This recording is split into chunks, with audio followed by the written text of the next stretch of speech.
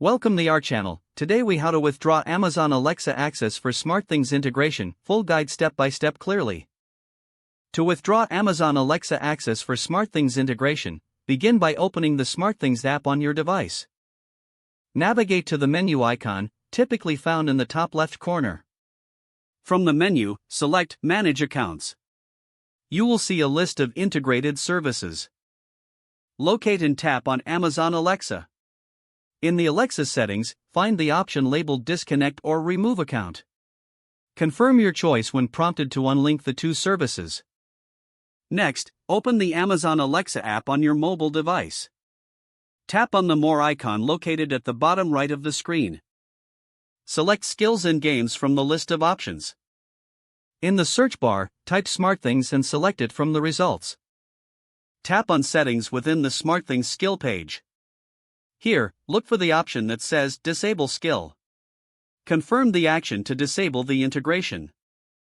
After completing these steps, the Amazon Alexa should no longer have access to your SmartThings devices. You may wish to verify by asking Alexa about your SmartThings devices. If Alexa responds with no information, you have successfully withdrawn access. This concludes the process for removing Amazon Alexa access from SmartThings integration.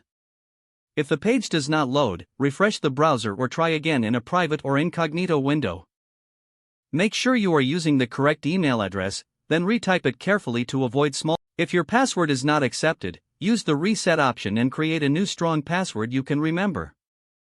Check your spam folder for verification or security emails, then complete any requested confirmation steps. Enable two-factor authentication if available to improve account security and reduce unauthorized access risk. After signing in, review your profile details so your contact information and settings are accurate and current. If you see an error message, note it down and try again after restarting your device and internet connection. Log out when you finish, especially on shared devices, to keep your account and payment information secure.